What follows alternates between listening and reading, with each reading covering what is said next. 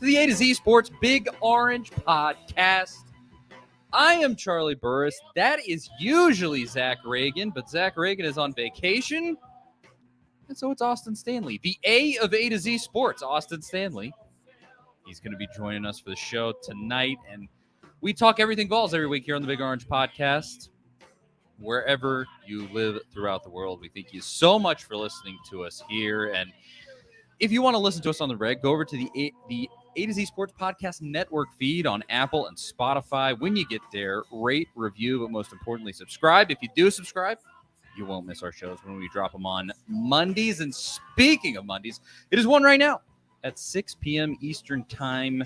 And we are live on YouTube, the A to Z Sports National YouTube channel. Go there, subscribe, hit that notification bell. If you get those notifications, you'll be notified when we go live. And you can come here, hang out with us, have a good time, go back and forth. It's always great.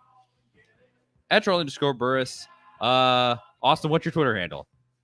Austin Stanley 81, if you care to follow. Yeah. Austin, at A to Z Sports.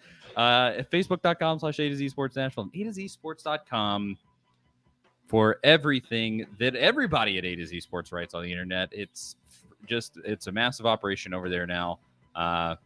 Compared to Austin and Zach being fired and then hanging out at SEC Media Days. Come a long way. Guess what? Today is July 1st, and that is the day that we got let go, actually. Really? Yeah. So, happy fire anniversary. 8 years ago. 8 years ago. Dude, that is crazy because I remember y'all got fired, and it was SEC Media Days. And you and Zach sat behind me at SEC Media Days, and we hung out some. And you guys were doing your show, just like the earliest version of your show from the hotel room there, I think. It wasn't even the hotel room at like the Hyatt. It wasn't there. It was at the hotel room down the road. At the Microtel. Yeah. We got like the continental breakfast type hotel, You got like the waffle maker that just burns everything, and then like the pastries, and that was about it. Like the Yoplait yogurt with like the foil lids. Like that was the type of hotel we were at. Sounds like the best type of hotel, in my personal opinion. But Zach is on vacation. I already saw a comment. Eric asked, where is Zach? He is out of town. So Austin is here. Austin, and another fellow illustrious grad of the University of Tennessee, much like myself. And I'll say this: welcome to the show, my fellow national champion. What a time to be alive as a Tennessee fan. I mean, obviously we're gonna get back into football mode, but before we do, how are you? Did you watch the World Series? How are you feeling winning national title? It was phenomenal. I didn't know what to do. Like I didn't know how to celebrate. Like and that's very honest. I didn't know what to do last Monday night. And I'll tell you, Charlie, I watched the entire 9-inning game on my phone because my wife and I took Monday and Tuesday off from work. So we moved into a new house back in November, December. So we were doing like, all right, this is the garage days that we're just working on the garage because we put it off during the winter. We got busy in the spring. We're going to work on the garage. And so I started watching the game. I saw Christian Moore's first inning home run while watching the game in the garage on my phone. And so because it was a leadoff home run in the bottom of the first, I stayed on my phone the entire time. I sat on the couch in the living room with the big TV off and just watched it all on my phone. And this is the dedication that you have to have. It was nobody moved. It was like, I'm not changing anything because I watched game one on the big TV and not on my phone. So I was not going to flip over to the big TV.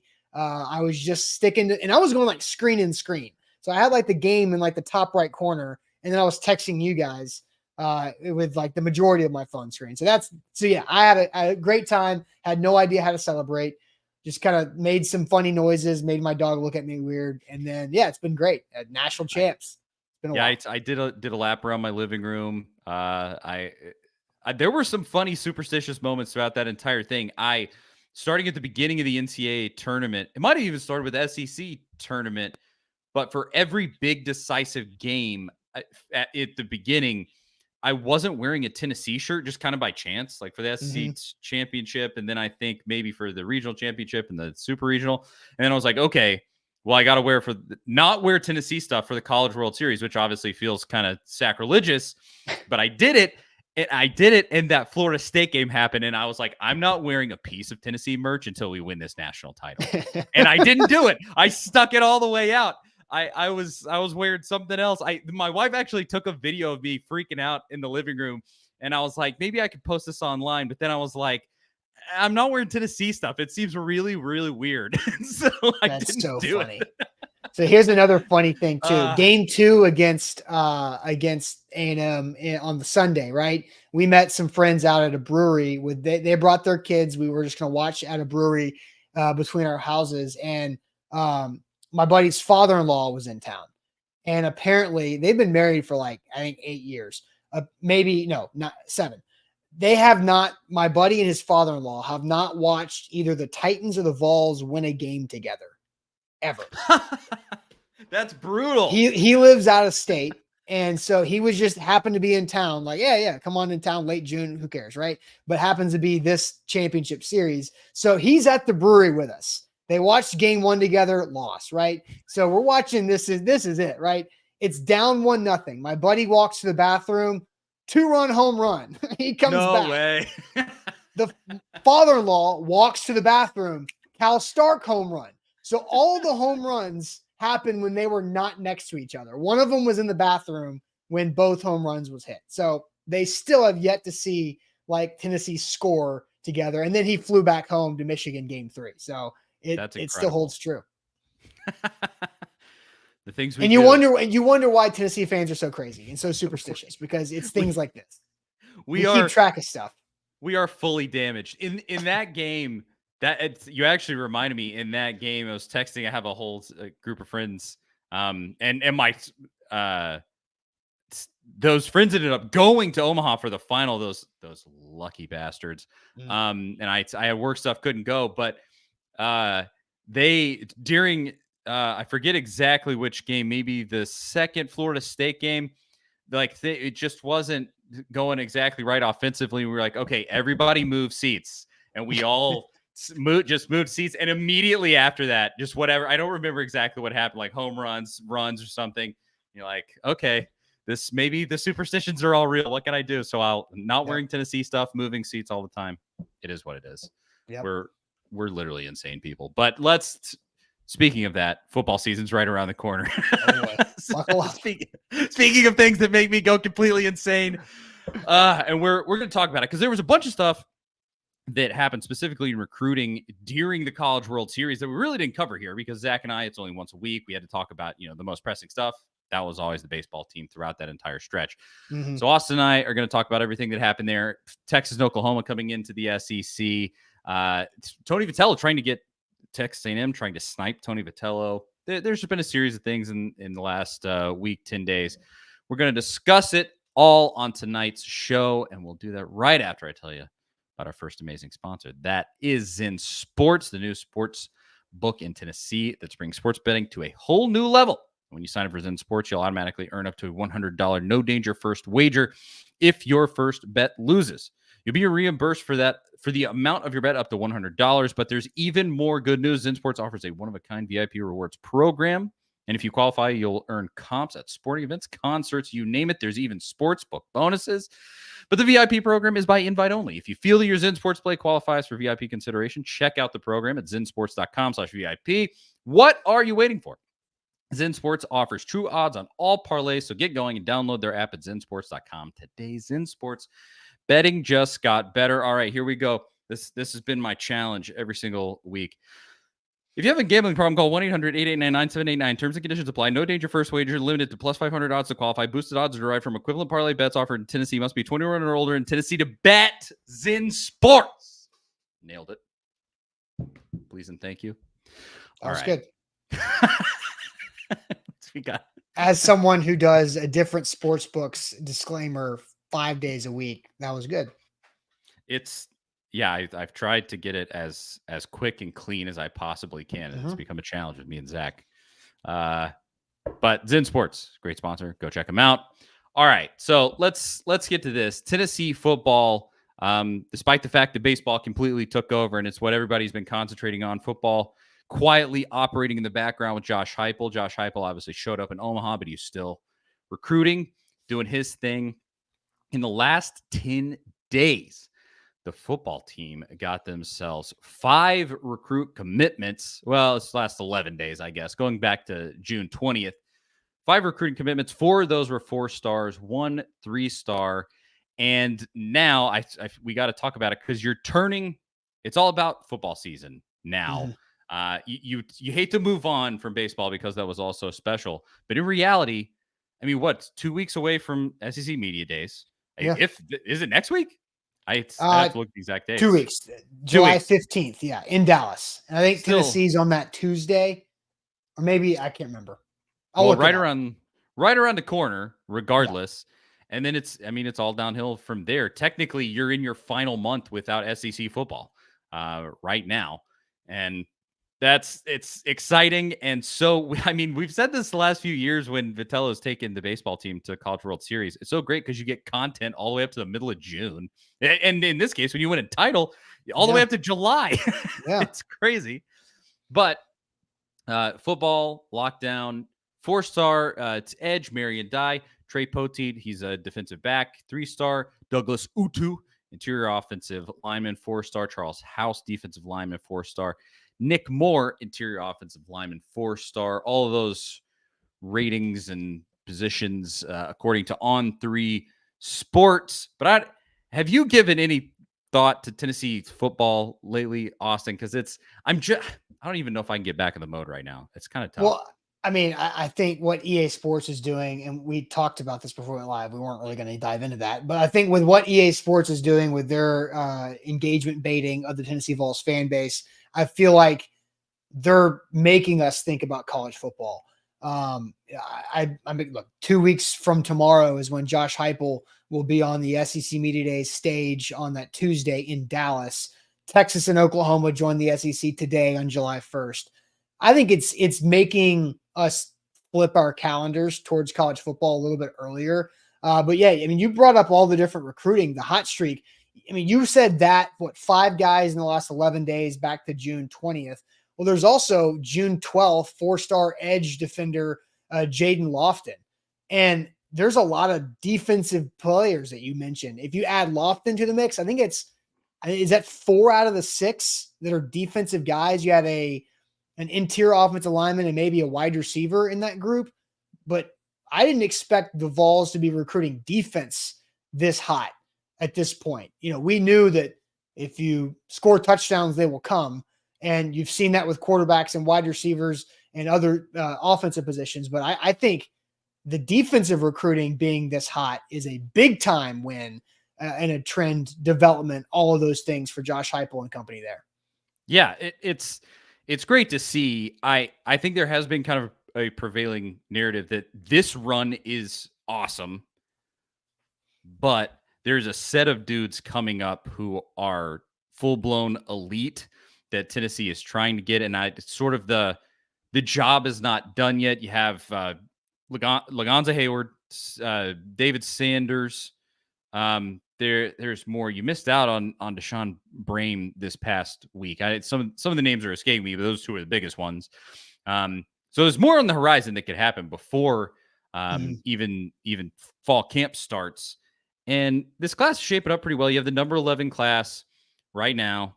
And that's great, but on the whole, I've liked this entire offseason with Heupel because you've really, I guess maybe I've wanted to hear more recruits commit to Tennessee, but you're getting that right now. Yeah. You've heard almost nothing, and knock on all the wood, but we had some off seasons with some absolute nonsense, and now Josh Heupel, I mean, it's just sort of like radio silence most of the time, which is beautiful as far as I'm concerned, because that means nobody's getting in trouble. Nobody's doing any, nobody's going. What are all the Georgia players doing? Going and speeding down I-75, racing. I don't know, whatever they're doing over there. And that's nice. And hopefully they can close out the deal on some of these bigger recruits. But things seem to be going well now that we're actually turning our attention to football. Yeah, and I think the last true summer scandal that Tennessee had was right before. I'm pretty sure this was the June of 21 when Caden Salter got kicked off the team. Mm. And it was also like weeks before NIL became illegal or legal, excuse me. And so, like, by the way, happy third birthday to NIL being legal Oh, today. That's also July 1st. A lot of what a things great happen, day. really, Yeah. good and bad, I guess. But I think with NIL and athletes having a lot more stake in doing dumb stuff in the summer, you haven't seen it as much, right? And I think it makes sense that Caden Salter doing not horrible things, if I remember correctly. He was just doing dumb college kid things, and he got kicked off the team pretty quickly by Josh Heupel before he even coached a game at Tennessee. And so now with NIL, they have more to lose, so they don't do as many dumb college kid stuff in the summers. So that might line up with why we've seen it be a pretty uneventful offseason from the looking up arrest records and doing all those information requests. Yeah, we did theorize that at the beginning of NIL. I remember talking about it where now that you have above board financial incentives and a lot of these kids now, you look like Christian Moore, a true public figure here right now with Weigels Sure. and that entire thing. And it's not just his play on the baseball field. He turns right around and he's in a bunch of advertisements online and on TV. And so you have to consider that when the option comes on the table where you could do something stupid. And so maybe it really is deterring kids. I hope so. Because Mhm. it's better for everybody. Clearly it hasn't deterred those dudes at Georgia that much. But I'll take it at Tennessee as long as that keeps happening. Again, I'm knocking on all the wood. Make sure I'm not going to try to speak it into existence here, but it's been a nice quiet off season overall. And now, really, the thing that I want to talk about before we move back to baseball a little bit near the end of the show, but you have Texas and Oklahoma moving into the league. That happened today, and man, uh, my first thought about all of that is, I guess a lot of people in terms of Tennessee would want to know about Oklahoma and Josh Heupel. We could talk about that in a second. Obviously, the connection there, but boy, it seems like Texas is way out over their skis. These dudes, they had a giant like kickoff thing in Austin last night. I don't even know they televised it. They televised the thing from Oklahoma today too, but a giant kickoff deal. Tons and tons of people showed up. It looked like that parade for Tennessee baseball the other day, and every Texas fan got on Twitter and was like, "We're about to dominate the SEC. Here we come. We're gonna kick down the door." And I hope that they lose every game that they play from here on out. I think I hate these guys already. I can't believe it. I mean, Uh, they didn't have to join the SEC for us to hate Texas. It's Tennessee people. Like, I think that's kind of built into the blood. Like Devondre Sweat, Titan second round draft pick, is already he's doing press conferences as a Titan in Nashville as a rookie and dropping UT talking about Texas, just knowing nope, what he's doing. He knows what he's doing. He's nope. having fun with it, but that means something. I think it's strange that they're going and celebrating this much about joining a conference. Doesn't Yes, that make it exactly. feel like you're celebrating joining a conference like it's a national championship? That just makes the SEC look even bigger than you because you were that excited about joining them. Nobody like do I care that Texas is joining the SEC? Yeah, because it's going to make business better. Like is it more beneficial for college football to eventually move into a better structure of the Power Four, getting some of the weak out of there to kind of go against the NCAA? Like, yeah, I think it's better steps towards what it needs to be. But I just think they're really making the SEC propped up even more than it already is by how they're celebrating joining the conference. Don't you think? Absolutely.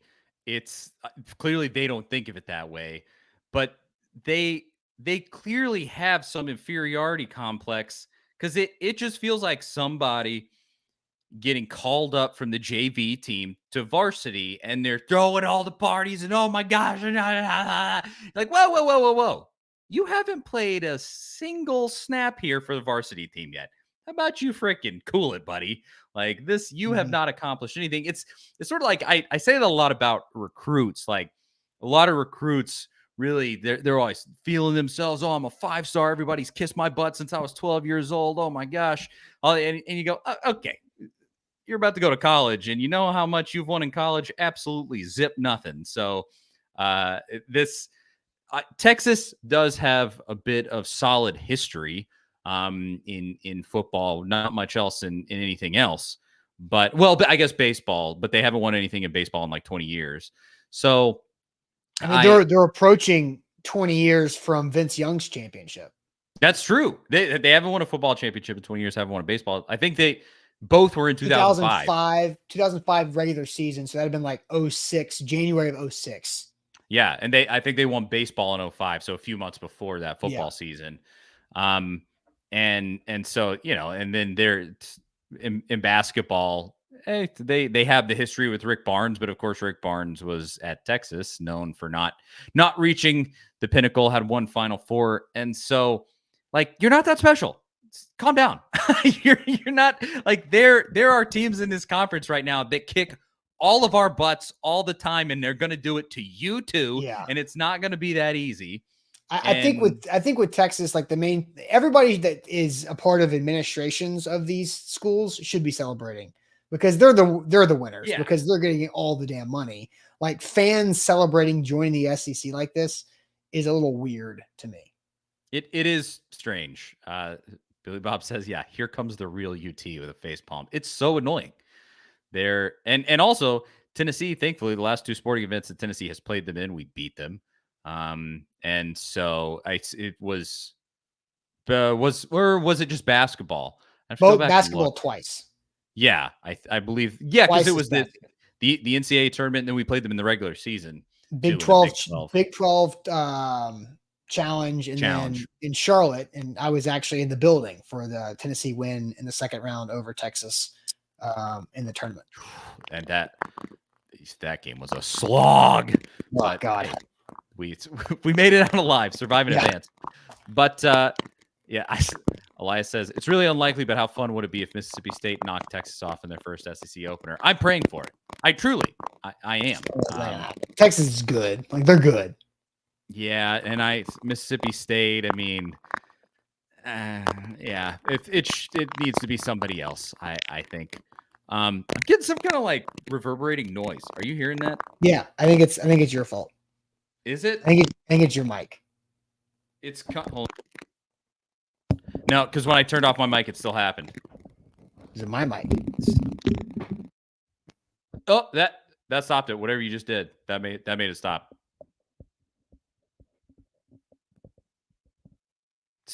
This is great radio right here.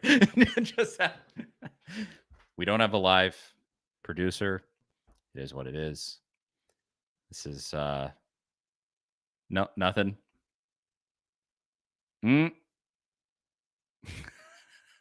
Well, anyway, this entire process has made me hate Texas more than I thought I could. And I like this too from Elias. He said, this has given me a new respect for the patience of Oklahoma fans. 100% agree.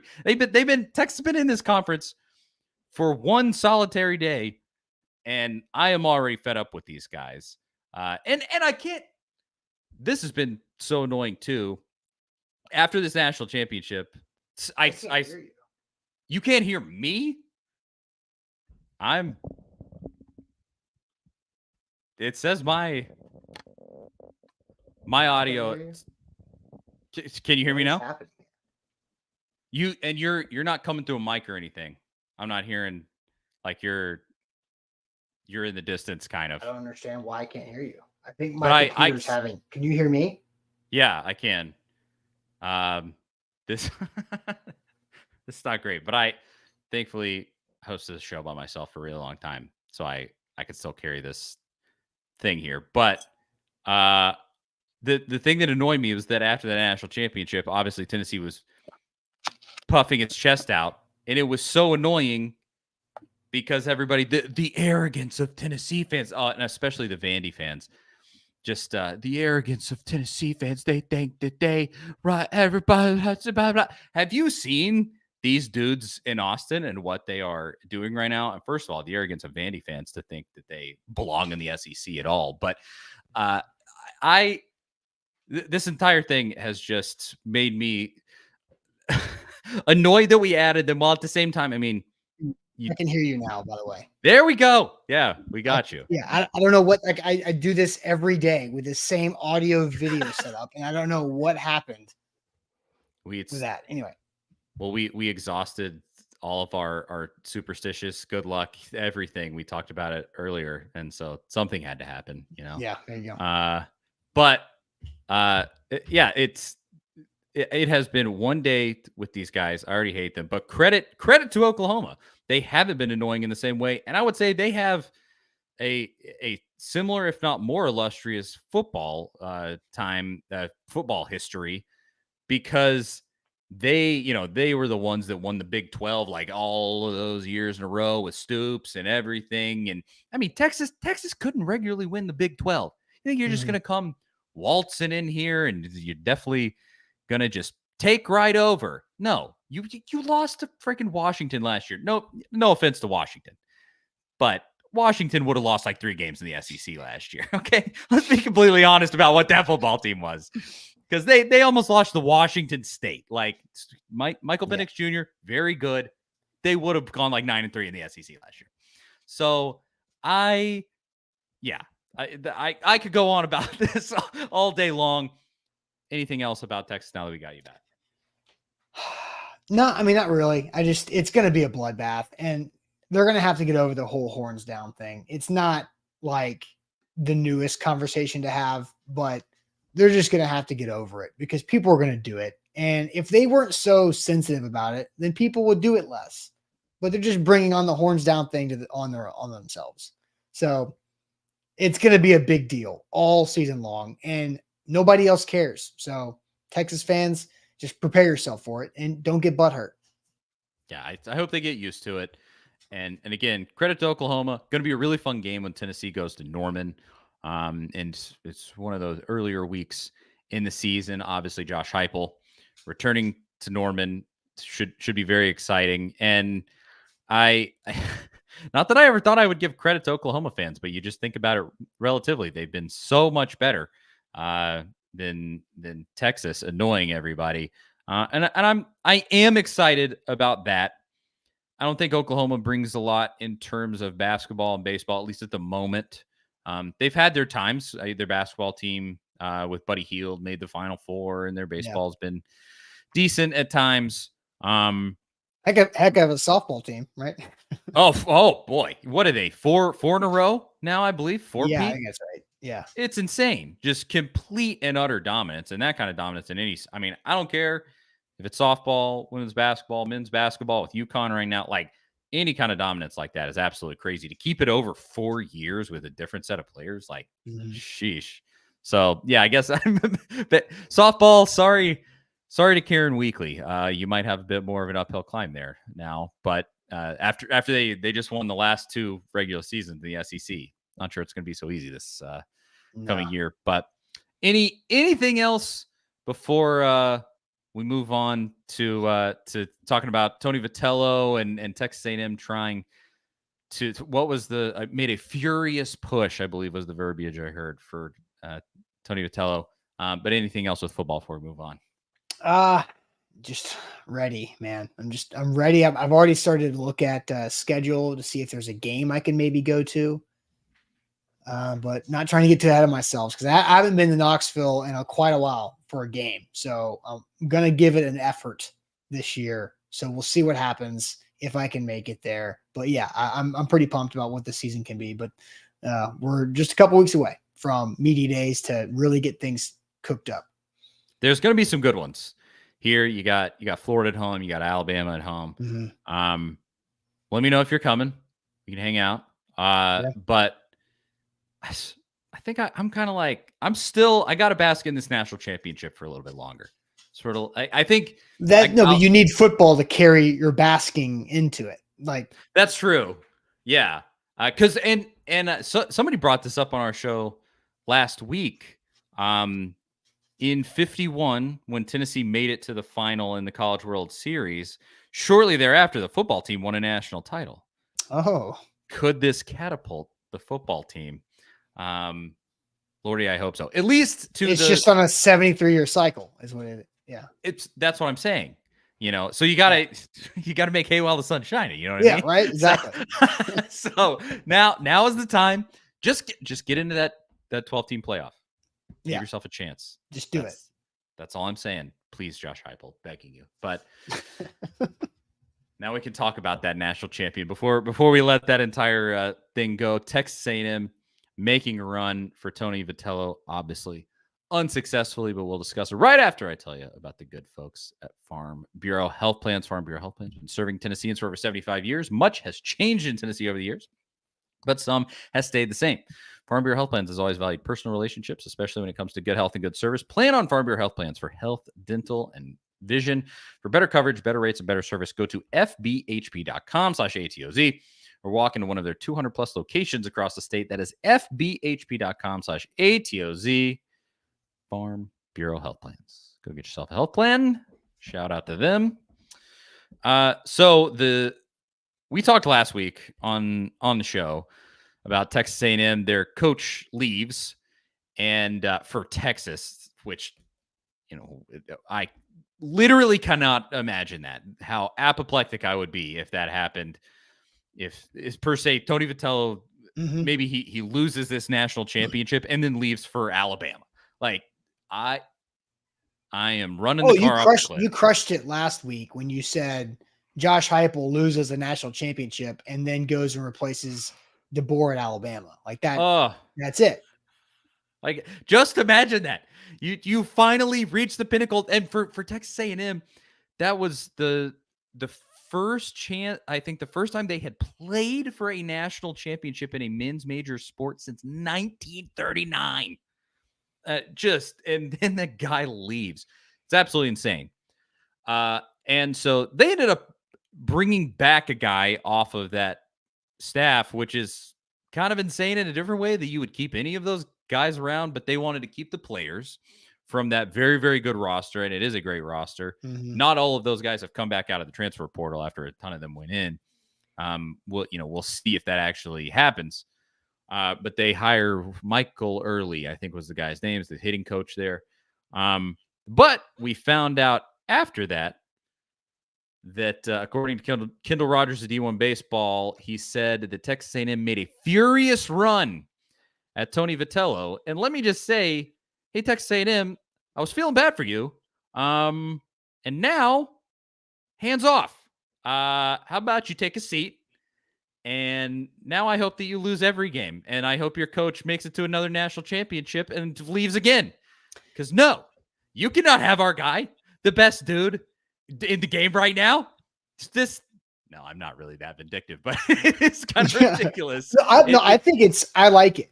I think it's good because what they should call. If you were Texas A&M, you'd be pissed if they didn't call Tony V. Yeah. And so I think, you want your coaches to get calls, and it's just even better when they say no, because apparently, allegedly out there that Texas was interested in Tony a couple months ago and it didn't happen. Right. So if he's turned down Texas and Texas A&M, who's got more money for baseball than those two teams? Yep. So where else is he going to go? Where I think it's a good thing for Tennessee that it's out there that those two schools have called Tony and he's still in Knoxville. Because who else is going to outbid oil? Well, I guess Tennessee has its own set of oil money. It's true. With the pilot flying you're J. fighting oil with oil. I mean, what are you doing? Yeah.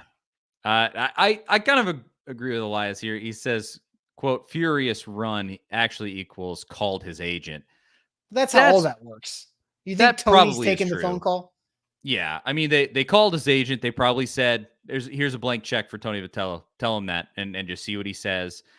And realistically, who knows exactly how that went down and how much it was entertained by Tony Vatello. But realistically speaking, it's just another sort of bullet in the holster for Tony Vatello with this contract negotiation that he's apparently in at this moment with Tennessee.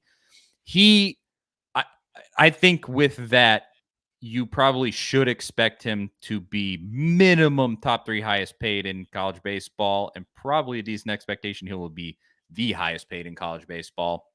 I think the guy at Texas got $3 million, something like that. I don't know if I saw the exact details. Wouldn't be surprised if it's more than that. Also reports that Vitello really wants to get his staff paid, which I think is awesome, and really goes to what we've seen of Tony Vitello's character. And you got to lock him in. He's $100 million stadium coming. He's making baseball revenue sport. Yes. And so whatever it is, it's worth it.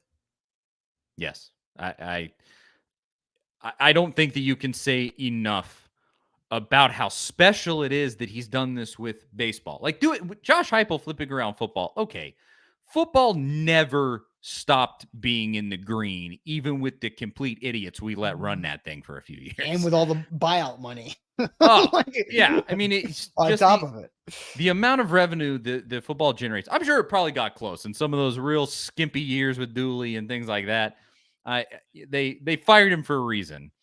But football is football, and basketball is nearly like that, especially since Bruce, when you really started regularly selling out a 20,000 seat arena there for basketball. But baseball was so far in a dumpster that, I told Zach on here when I was in college, and I guess you would have been around the exact same time. Yeah.